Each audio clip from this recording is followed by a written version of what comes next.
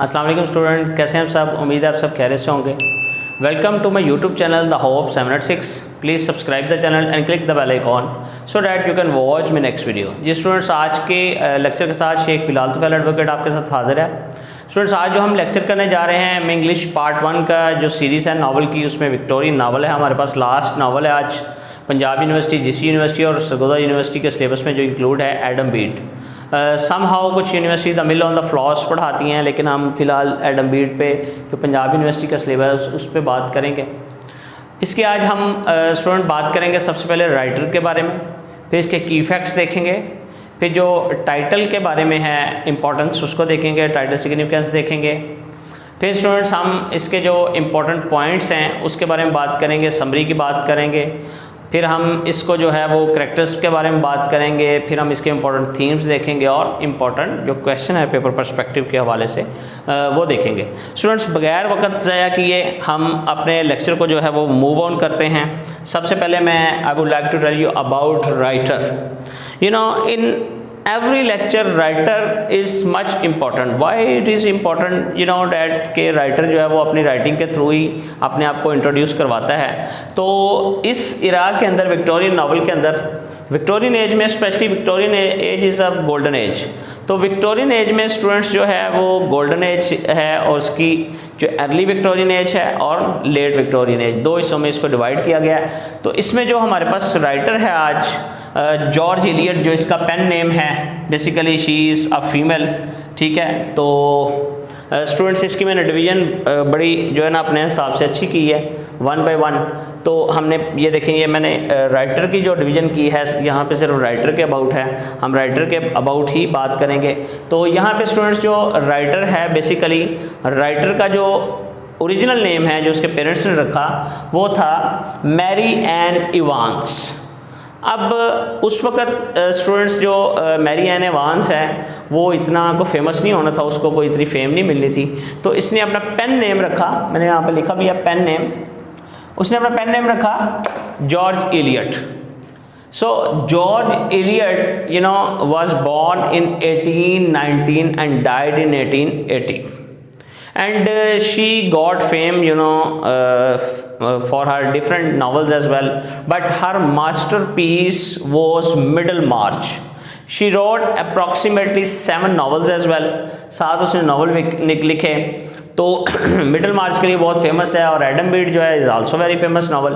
तो Petrarchan rural area पे, rural society पे बेसिकली इसने लिखा है। तो यहाँ पे जो इसकी इम्पोर्टेंस है कि राइटर जो जॉर्ज एलियट है वो किसके अबाउट लिखती है, तो she is noun for the psychological depth of her characters की जो साइकोलॉजिकल डेप्थ है उसमें बहुत ज़्यादा जाती है। And her descriptions of English rural life. तो स्टूडेंट्स इसके अंदर जो बेसिकली जो हम एक टर्म है साइको एनालिसिस, अगर हम उसको भी पढ़ना चाहें सिगमंड फ्राइड की, तो वो पढ़ें तो हमें ये इसके नॉवेल्स जो हैं वो बेहतर समझ आ सकते हैं। तो स्टूडेंट्स ये सॉरी स्टूडेंट्स समहाउ राइटर्स के अबाउट था। अब हम इसके जो इम्पोर्टेंट की फैक्ट्स हैं, अब ये इसके मैंने डिवीजन स्टूडेंट की हुई हैं। ये एक पोर्शन है, पोर्शन 1, मैं यहाँ पे इसके लिख भी देता हूँ चूँकि लेक्चर लॉन्ग है और जगह हमारे पास कम थी, तो मैंने इसके पोर्शन बनाए हैं। अब यहाँ पे मैं लिख देता हूँ पोर्शन 1। अब पोर्शन 1 के अंदर हमने राइटर के अबाउट लिखा, देखा।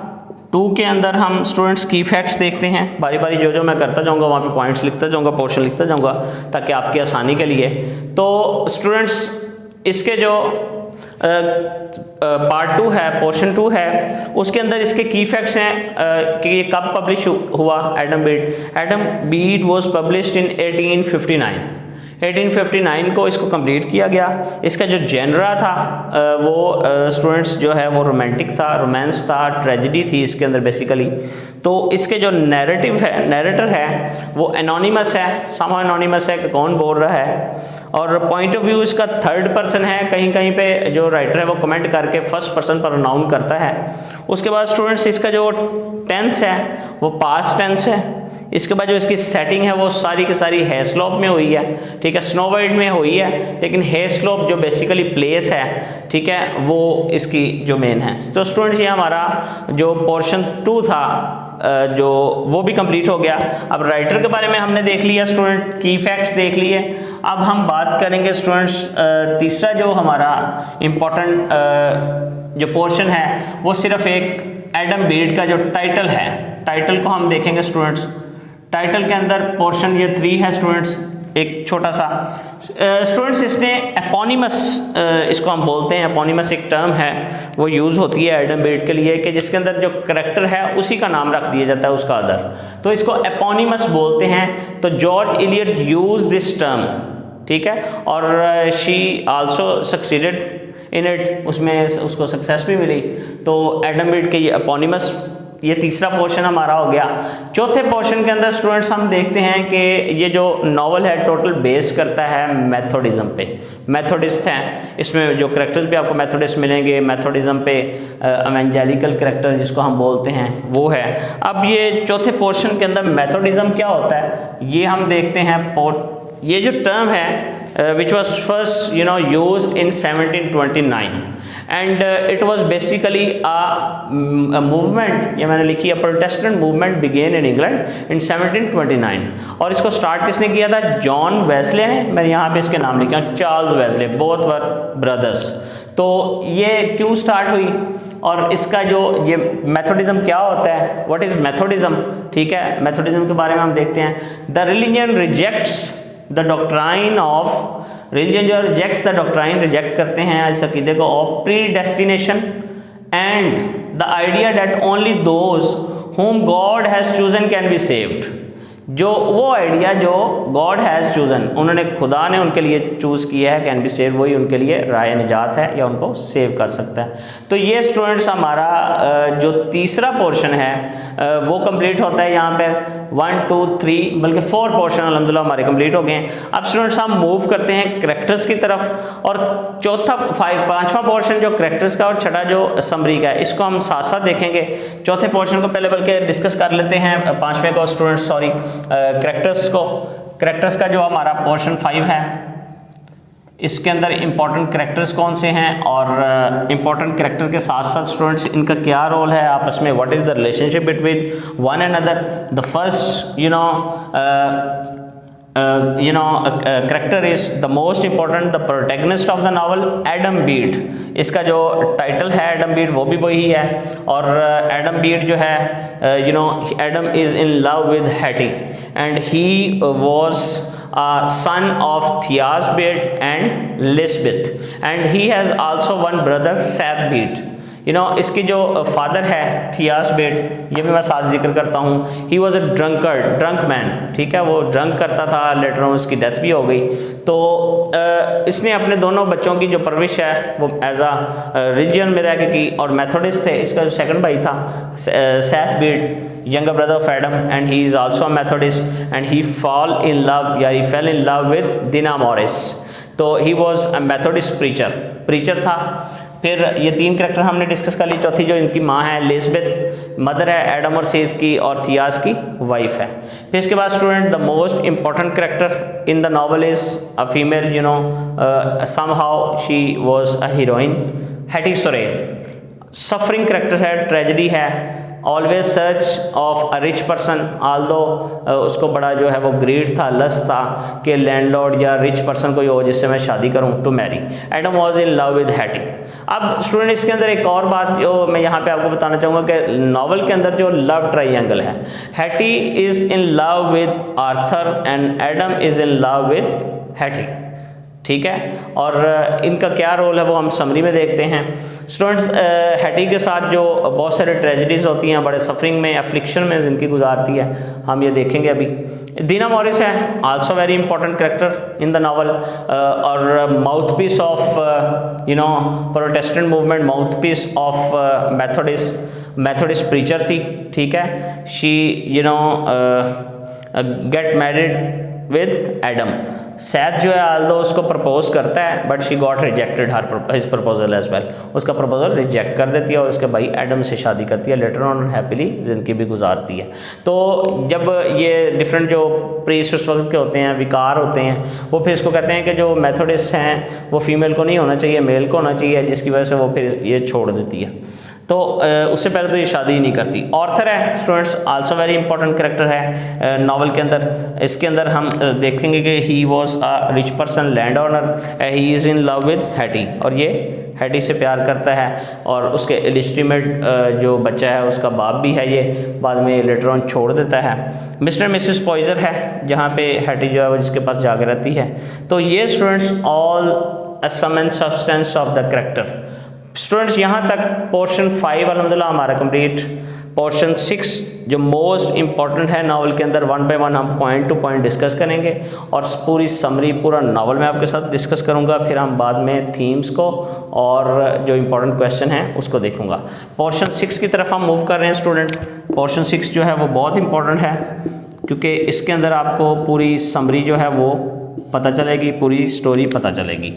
अब स्टूडेंट यहाँ से नावल स्टार्ट होता है कि उसका जो जिस तरह मैंने बताया कि थियास बेड का जो वो he was a drunk person, तो उसका जो बरियर था बड़ा वेल अटेंडेड था, लोग बहुत ज़्यादा आए हुए थे उसकी सर्विस में, ठीक है, burial service in the parish for Thias Bede और एडम एंड हैटी।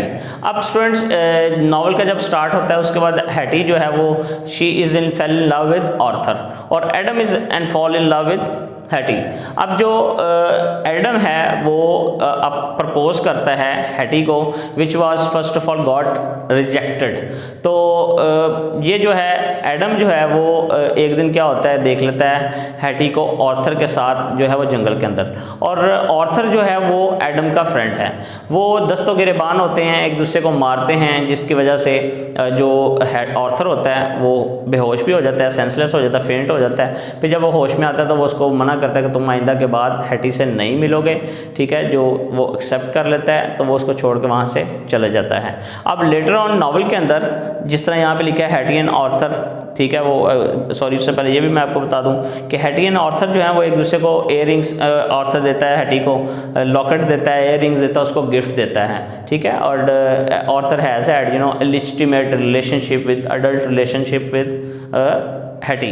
तो इसके बाद स्टूडेंट एडम की और हैटी की इंगेज्ड हो जाती है, उनकी शादी हो जाती है। शादी के कुछ दिन बाद उसे पता चलता है हैटी को कि शी इज़ अ प्रेग्नेंट, तो वो प्रेग्नेंट है, तो वहाँ से छोड़ के जो है ना, यहाँ पे मैंने लिखा हुआ है Hattie in search of Arthur, वो उसको तलाश करने आर्थर को निकल जाती है।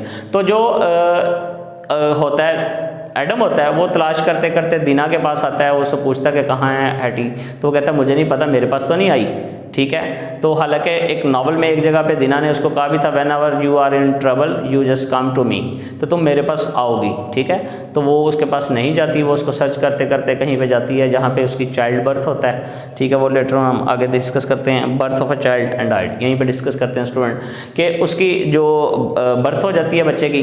तो बच्चे की जब बर्थ होती है ये अब डिस्टर्ब होती है कि ये जो है लेजिटिमेट चाइल्ड है, इसको बाप का नाम नहीं मिलेगा, क्या होगा। आर्थर भी नहीं मिल रहा, आर्थर चूँकि छोड़ के सारा कुछ वो आर्मी में चला जाता है वापस, कि जो मेरी वजह से हैटी की बहुत ज़्यादा इंसल्ट ह्यूमिलेशन होगी, और वो वैसे भी आर्थर की अब जो है एडम की बीवी है, उसकी वाइफ बन चुकी है।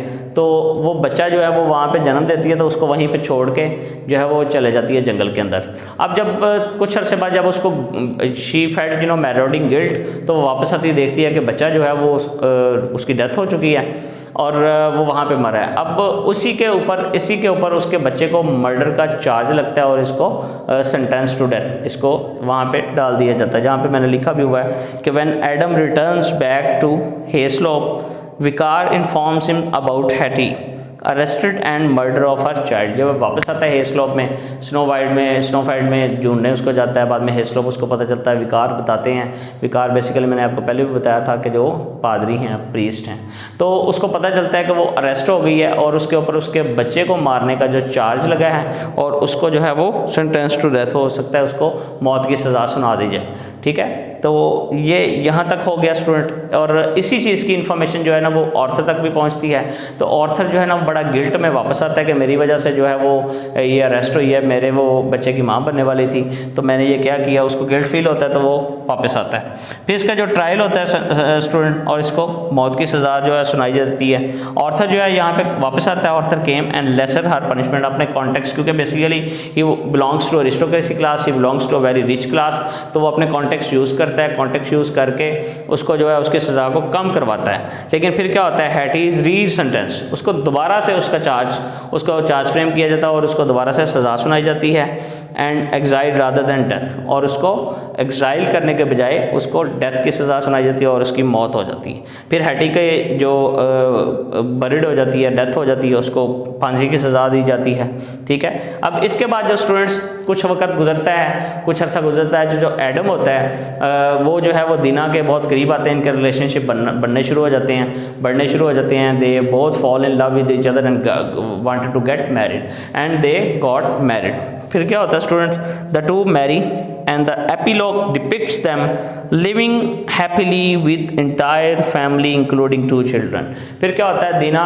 जो है वो मेथोडिस्ट प्रीचर होती है, वो उसको छोड़ देती है, एडम के साथ शादी करती है और 2 बच्चों की माँ बनती है, और ज़िंदगी जो है वो उनकी हैप्पी खुशी गुजरने लग जाती है, और यहीं पे नावल का इख्तिताम हो जाता है। तो बेसिकली ये एक बिल्डिंग्स ड्रामा है, एक ट्रेजेडी है स्टूडेंट, एडम बीट, एंड इसके बाद स्टूडेंट्स हम जो इसके इम्पॉर्टेंट थीम्स हैं, यहाँ पे हमारी नावल तो ख़त्म हो गया, इम्पॉर्टेंट जो थीम है जो हमारा नेक्स्ट पोर्शन है, पोर्शन 7, उसको डिस्कस करते हैं 1 बाय 1। यहाँ पे मैं लिख देता हूँ पोर्शन 7 हमारा।